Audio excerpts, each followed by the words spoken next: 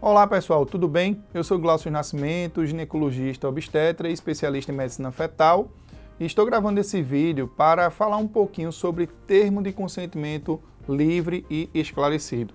Eu sei que muitas de vocês e muitos papais leem também sobre o planejamento de parto, sobre plano de parto, mas existe também uma legislação jurídica a respeito da assistência ao trabalho de parto e parto normal, como também da cesariana. E esse texto ele é obtido através da Sociedade Brasileira de Ginecologia e Obstetrícia, a FEBRASGO, e ele é disponibilizado para todos nós obstetras e, em geral, adaptado em vários hospitais, em várias maternidades. É quando você dá entrada no internamento e assina um papel dizendo que você realmente foi informado sobre o tipo de parto e que você concorda com a realização desse parto. Então, eu vou ler para vocês e comentar um pouco a respeito, inicialmente, do termo de consentimento pós-informado para a realização do parto normal. Então, o texto começa com a identificação da paciente e que foi informada pelo doutor, que é o CRM tal, e que foi informada que, e aí vamos começar item por item. Primeiro item. 1. Quanto ao tipo de parto, o nascimento ele pode ocorrer, na maioria das vezes, por parto normal, através do qual o bebê sai do útero, passa pelo canal vaginal e pela vulva, atingindo a parte exterior do corpo e que existe a opção de nascimento através de cesariana, que é um procedimento cirúrgico que inclui incisão abdominal para a retirada do bebê do útero materno. Então, parece óbvio e é óbvio mesmo, mas você precisa dizer o que é o parto normal e o que é a cesariana. 2. Quanto ao trabalho de parto, caracteriza-se por contrações regulares, progressivas, que podem ser dolorosas e que levam à dilatação do colo uterino, associados ou não à rotura espontânea das membranas ovulares e perduram até o nascimento do bebê, o tempo estimado de 12 a 18 horas. Durante todo este tempo, poderei contar com a presença de um acompanhante de minha livre escolha, inclusive no momento do parto, poderei me movimentar e escolher posições que me pareçam mais confortáveis e que poderei ingerir líquidos, de preferência soluções isotônicas e dieta leve, salvo prescrição médica em contrário ou proximidade da realização da anestesia. Estou ciente que, para avaliar a minha condição e a do bebê, a equipe médica e de enfermagem terá de realizar avaliações periódicas do batimento cardíaco fetal, ausculta fetal intermitente por estetoscópio / sonar ou através do registro da cardiotocografia, de dinâmica uterina, número e características de contrações uterinas, coloração de líquido amniótico por amnioscopia, caso tenha dilatação e haja indicação, da dilatação do colo uterino através do toque vaginal, menos frequente no início e necessária com o avançado trabalho de parto, além dos sinais vitais maternos, como pressão arterial, pulso e frequência respiratória. Então, é interessante como, muitas vezes, é importante você frisar o óbvio, como que vai ser essa assistência ao trabalho de parto. Isso porque algumas mulheres podem optar por não ser assistidas pelos profissionais desta maneira. Então, isso é uma rotina recomendada pela Sociedade Brasileira, a Federação Brasileira de Ginecologia e Obstetrícia.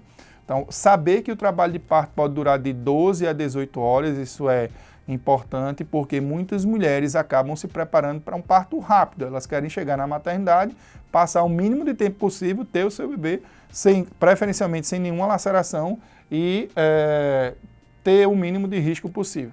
Mas, na verdade, o trabalho de parto ele pode ser um trabalho de parto que pode durar um maior tempo, como já foi, está dito no consentimento esclarecido, de 12 até 18 horas. E os profissionais, eles precisam avaliar como que está esse trabalho de parto. Isso é feito através do exame clínico, através da palpação abdominal, na percepção da dinâmica uterina, o número de contrações, se elas estão fortes ou não, e a frequência de contrações em 10 minutos. Isso é o que nós chamamos de dinâmica uterina. A ausculta fetal, ela deve ser realizada. Você veja que a Febrasgo, ela coloca sobre o PINAR, que é um instrumentozinho, você vai ver uma foto aqui no vídeo falando desse instrumento que é muito antigo, que é um conezinho onde a gente escuta o batimento cardíaco e fala também do sonar Doppler, que é o detector fetal. E nós temos também uma outra opção, que é a cardiotocografia, em algumas maternidades é disponível, como também, a depender do profissional que está assistindo, existe um protocolo já da Sociedade Brasileira de Ultrassonografia, da Sociedade Internacional de Ultrassonografia em Ginecologia e Obstetrícia, a ISUOG, falando sobre a assistência intraparto com ultrassom. Então você pode também identificar os batimentos cardíacos através da ultrassonografia, e a ultrassonografia também pode identificar outros parâmetros desse trabalho de parto que não é objetivo desse vídeo, mas também pode indiretamente avaliar a vitalidade do bebê através do Doppler. Então, eu achei interessante também que a Febrasgo coloca sobre a amnioscopia. Eu, como obstetra de quase 20 anos como médico, eu nunca vi uma maternidade aqui em Recife já vi um amnioscópio, mas nunca vi ninguém assistir o trabalho de parto com amnioscópio. Isso é algo que está descrito aqui, mas não é muito utilizado. A avaliação do líquido amniótico é por inspeção ou por outras técnicas, ou até através do toque vaginal. E a importância dos sinais de vida materno, porque existe um risco aumentado. Inclusive, nós estamos num período de pandemia, em 2021, e a aferição da frequência respiratória, da frequência cardíaca, ela é fundamental na condução desse trabalho de parto. O texto, que é o item 2 ainda, ele prossegue falando o seguinte: fui informada que durante o trabalho de parto pode haver a necessidade de alguma intervenção a partir da avaliação do médico obstetra, com a finalidade de preservar as condições ideais de nascimento para a mãe e o bebê, como uso de substâncias ocitocina para coordenar as contrações uterinas, alívio da dor não farmacológico através de massagens, técnicas de relaxamento, acupuntura, hipnose, entre outras, a depender da existência do profissional habilitado, ou farmacológico, analgesia e ou anestesia loco-regional, de indicação e responsabilidade exclusiva do médico anestesista, assim como a amniotomia, ruptura artificial da bolsa das águas. Estou ciente que serei esclarecida quanto à necessidade de realização dessas intervenções no momento de sua realização durante o trabalho de parto. Então, falando aqui sobre intervenção, é também interessante que você saiba que existem algumas intervenções que podem ser realizadas, mas não são intervenções desnecessárias, são intervenções necessárias para a condução do seu trabalho de parto. A administração de ocitocina não é violência obstétrica, desde que você perceba que sua dinâmica uterina, que eu acabei de explicar para você, que é aquela contração ineficaz, se essa dinâmica ela for fraca, se ela for ineficiente, ela pode ser ajustada com o uso da ocitocina. A própria ocitocina é exatamente o mesmo hormônio que você produz no trabalho de parto e que, em geral, vai ter muito mais benefício do que risco. Como também fala dos métodos de relaxamento não farmacológico. Eu só queria, de maneira simples, falar um pouquinho. Ele não fala da aromaterapia, e eu acho interessante. Existem trabalhos, inclusive, sobre tâmaras, né, que ajudam no trabalho de parto, mas eu queria falar só um pouquinho sobre hipnose. Eu tenho formação também em hipnose, tá certo?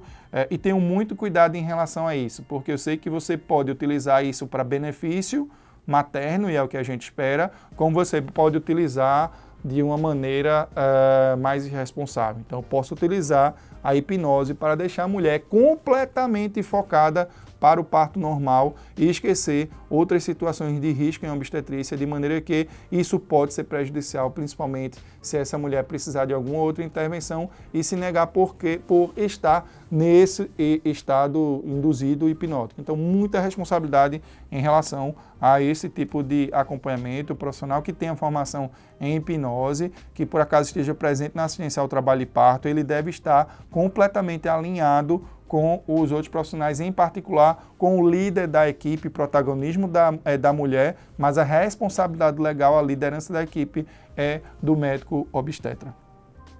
Bom, o texto do item 2 ainda continua aqui. Fui informada de que em situações especiais determinadas pela equipe de assistência, o trabalho de parto necessitará ser desencadeado artificialmente pela administração de ocitocina via endovenosa em gotejamento contínuo ou pela medicação, a administração de medicação via vaginal ou outro método disponível. Desta forma, até que se obtenha o número de contrações previstas neste item 2, que é do trabalho de parto. Isso pode demandar muitas horas. Então, é você saber que na indução do trabalho de parto, nós não temos o controle de quando que isso vai acontecer. Em geral, na indução do trabalho de parto, em consonância tanto com a FEBRASGO como o Colégio Americano de Ginecologistas e Obstetras, oferecemos a indução do trabalho de parto através da administração de comprimidos vaginais de misoprostol por até 2 dias ou 8 comprimidos a cada 6 horas. Então, depois esse período é que se preocupa, é que se considera como falha de indução de trabalho de parto, mas existem todo esse tempo. Não vá para a maternidade induzir um trabalho de parto achando que em 2 horas você vai desencadear e em seguida ter um parto muito rápido. Passando para o item 3 do termo de consentimento livre esclarecido da FEBRASGO sobre a realização do parto normal, o item fala que quanto ao parto por via vaginal, durante o período expulsivo, que é o momento em que ocorre a passagem do bebê pela vagina e sua saída pela vulva, pode ser necessário a realização, a critério do médico assistente, da episiotomia, que é um corte na vagina e na vulva para ajudar a saída do bebê em casos de sofrimento fetal, fetos prematuros, fetos avaliados como macrossômicos acima de 4.000 gramas, 4 quilos, ou ameaça de laceração de 3º grau, quando atinge o esfíncter do ânus. Estima-se que a necessidade da episiotomia gira em torno de 10 a 15% dos partos. A incidência de lacerações perineais, quando não se realiza a episiotomia, é de cerca de 5 a 25%, podendo ser de 1º até de 3º graus. O médico também poderá utilizar um instrumento chamado fórceps ou vácuo extrator, que irá ajudar no nascimento da cabeça do bebê, caso seja necessário para evitar o sofrimento fetal. O uso destes instrumentos pode, eventualmente, deixar marcas na face e crânio do recém-nascido, porém, são transitórias e não causam sequelas na quase totalidade dos casos. Então, esse item 3, ele fala dos riscos que existem em relação à necessidade de um procedimento cirúrgico chamado episiotomia, que é o corte na vagina para ajudar a saída do bebê. Então, essa episiotomia, só para você ter noção, ela tá proscrita. O que é isso? Nós praticamente não utilizamos.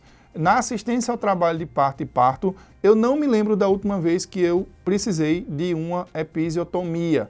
Agora, existem algumas situações em particular. Por exemplo, quando nós temos um parto vaginal prolongado, muito tempo, o bebê ali no canal de parto trazendo risco fetal, nós precisamos acelerar esse parto e muitas vezes utilizamos de um instrumento chamado fórceps. E aí, quando você precisa realizar a assistência ao parto operatório através do fórceps, não é indicação absoluta, mas muitas vezes a episiotomia ela pode ajudar nesta assistência. Outro risco da assistência ao trabalho de parto que toda mulher deve estar ciente, né, de parto, da assistência ao parto também, é o uso do vácuo extrator, que é um instrumento que ajuda também na descida da cabeça fetal, na expulsão da cabeça fetal, em você ultimar o parto, e em algumas situações ela pode ser necessária. Sobre lacerações perineais, é importante que nós realmente falemos a verdade em relação aos riscos de laceração. Segundo o Colégio Americano de Ginecologistas e Obstetras, em seu último manual de orientações para a mulher, eles informam que uma mulher que vai ter o primeiro parto normal, o risco de laceração perineal é de 9 em cada 10 mulheres. Então você tem que estar preparada para essa laceração perineal e estar ciente de que você vai ser assim, 90% de chance, se for o seu primeiro filho, de ter essas lacerações que vão ser corrigidas pelo seu profissional experiente aí no parto, né? Então, é interessante que você vai ter os riscos também do fórceps. Em alguns lugares você pode não ter uma pega adequada e vai ter uma manchinha, pode ficar algumas marquinhas que na quase totalidade dos casos elas são transitórias, tá bom? Bom, existem outros riscos do parto normal, que são hemorragia, infecção, lesões da bexiga, reto, ânus, esfíncteres interno e externo, incontinência urinária, que é a dificuldade de controlar a urina, e ou fecal, prolapso uterino e queda da bexiga ou do reto. Queda entre aspas, né? Que é a saída da bexiga ou do reto ou do útero pela vagina. Atonia uterina, que é a perda do tônus muscular do útero que não se contrai após o parto, fratura da clavícula ou intercorrência sequela pelo uso do fórceps no bebê, sendo excepcional a ocorrência do óbito. As possíveis complicações descritas a longo prazo são discreta perda urinária involuntária, que se resolve espontaneamente na grande maioria dos casos, e a sensação de alargamento ou frouxidão do canal vaginal de graus variados relacionados a fatores individuais como grau de elasticidade das paredes, além do peso do recém-nascido. Então você veja que no protocolo, no termo de consentimento livre e esclarecido da Federação Brasileira de Ginecologistas e Obstetras, FEBRASGO, ele coloca aqui claramente que existe o risco, inclusive, do óbito no parto normal, devido a complicações, mais especificamente que ele coloca até a fratura de clavícula pelo uso de fórceps, né? Então, é preciso, com muita clareza, com muita transparência, se dizer também que realmente no trabalho de parto você pode ter desfecho neonatal negativo. Durante o trabalho de parto pode ocorrer um sofrimento fetal e o bebê pode ir a óbito. Isso é o mais frequente? Não, isso não é o mais frequente. Isso é algo raro, mas quando você está nessa situação de raridade, quando a mulher passa por isso, ela acaba achando que isso não deveria jamais ter sido acontecido, não deveria jamais ter acontecido e acaba tentando identificar algum risco nessa assistência. Então, é importante você saber que pode acontecer esses riscos, como já está escrito, da incontinência urinária, prolapso uterino, incontinência fecal, alargamento da vagina, que pode ser transitório, mas sem dúvida alguma são riscos que não são frequentes, tá certo? Em geral, a vagina tem uma excelente elasticidade.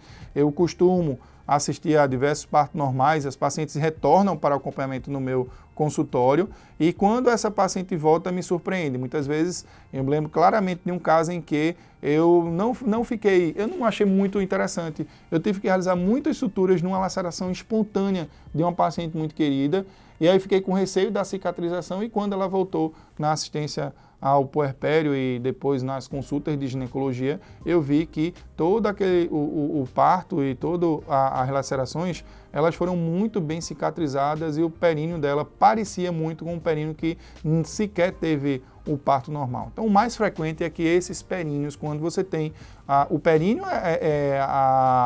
a musculatura ali vaginal, né? Aquela região que a gente chama de região perineal, que fica entre a vulva e o ânus. Então, essa região perineal, em quase totalidade dos partos que são bem assistidos e são tranquilos, elas não vão trazer repercussões sérias. Mas de livro, de artigo científico, existe um risco maior de incontinência e de problemas no assoalho pélvico nessa região depois do parto normal, o que não indica uma cesariana por conta isoladamente desse risco.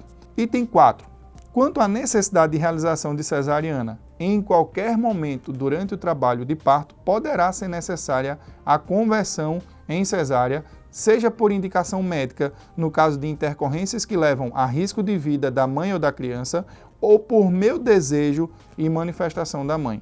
Neste caso, os médicos farão um corte na parede abdominal para retirar o meu bebê. Esta incisão causará uma cicatriz visível, que poderá ser de forma mais comum transversal ou raramente longitudinal, dependendo da indicação médica decorrente dos riscos e da urgência do momento, e que os resultados estéticos estarão diretamente ligados às características individuais. Isso é extremamente importante,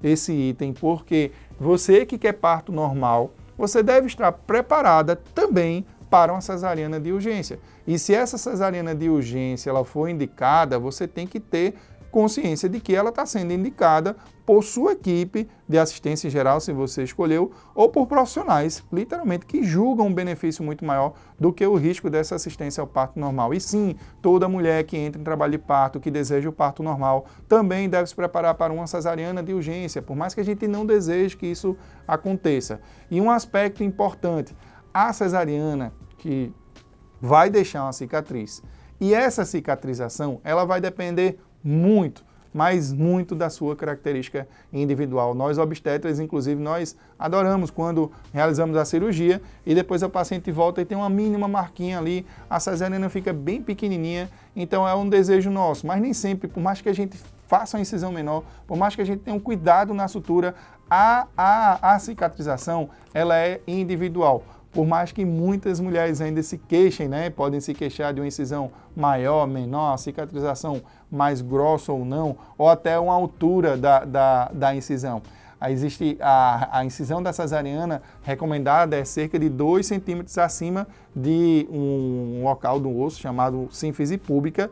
E aí essa incisão, quando o útero volta ao tamanho normal, que a barriga também volta ao tamanho normal, essa incisão, por mais que tenha sido 2 centímetros acima da sínfise púbica, ela pode ficar um pouco mais alta ou até ficar um pouco mais baixa. Eu lembro de uma paciente que reclamou porque estava muito baixa a cicatriz dela, e também lembro de uma paciente que reclamou porque a cicatriz estava muito alta, que ela desejava usar um biquíni, né, uma roupa íntima bem mais baixa, e aí a incisão da cesariana ficou um pouco mais acima. Mas o que é importante? É você se preocupar com o principal, que é o nascimento do seu bebê.